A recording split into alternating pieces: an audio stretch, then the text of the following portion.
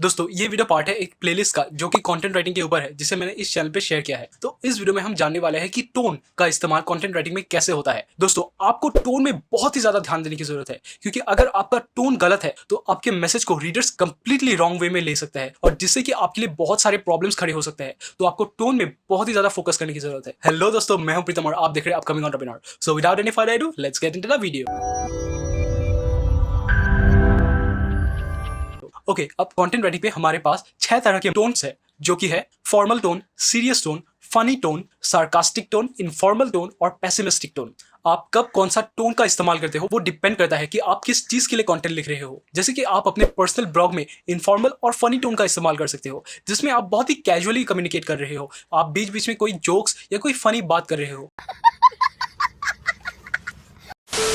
लेकिन अगर आप कोई रिसर्च पेपर लिखते हो तो उसमें आपको फॉर्मल और सीरियस टोन का इस्तेमाल करना है, जिसमें आप फॉर्मली रूल्स के साथ बहुत ही क्लियरली अपने मैसेज को कम्युनिकेट कर रहे हो, और उसमें आप ऑफ टॉपिक कोई भी बात नहीं कर रहे, आप उस टॉपिक से रिलेटेड, स्ट्रिक्टली उस टॉपिक से रिलेटेड बात शेयर कर रहे हो। दोस्तों अब अगर मैं आपको सार्कास्टिक टोन का एग्जांपल दूं, सोचिए कि आपके बॉस ने आपसे कहा है कि इस साल हमारे पास ज्यादा रेवेन्यू नहीं है, तो इस साल आपको कोई बोनस नहीं मिलेगी, और आप कहते हो वाह क्या बात है। तो ये एक सार्कास्टिक टोन है। और पेसिमिस्टिक टोन का मतलब है कि जिसमें आप किसी भी चीज में नेगेटिविटी को देखते हो। ऑप्टिमिस्टिक मतलब पॉजिटिव, पेसिमिस्टिक मतलब नेगेटिव।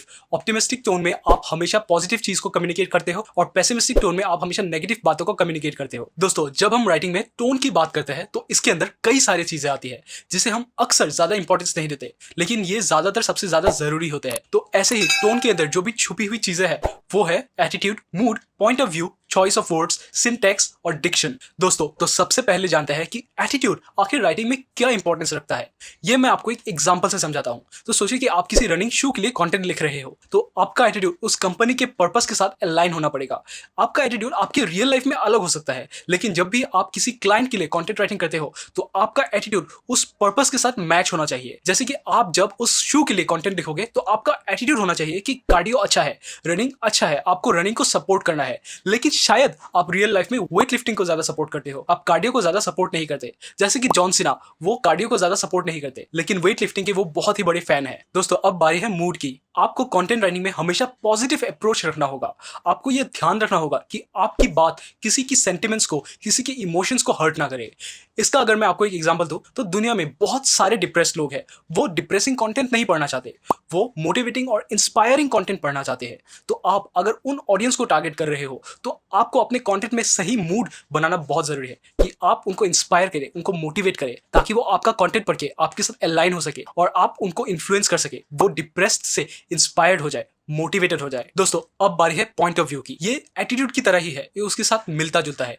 आपका पॉइंट ऑफ व्यू आपके रियल लाइफ में और आप जब किसी क्लाइंट के लिए कंटेंट लिखते हो अलग हो सकता है। और एक बात आपको हमेशा याद रखने की जरूरत है कि आपके पॉइंट ऑफ व्यू के साथ हमेशा हर कोई एग्री नहीं करेगा, लेकिन कुछ परसेंटेज ऑफ पीपल हमेशा आपके साथ एग्री करेंगे, और जो एग्री करेंगे वो आपके ट्रू फॉलोअर्स होंगे। तो आपको अपने पॉइंट ऑफ व्यू पे स्ट्रांगली, फर्मली स्टैंड करना है। आपको अपने पॉइंट ऑफ व्यू को चेंज बार बार नहीं करना है, इससे लोगों को आपके ऊपर ट्रस्ट होता है। दोस्तों अब अगली पॉइंट है वर्ड चॉइस। इसके अंदर दो चीजें आती है, जो कि है सिंटैक्स और डिक्शन।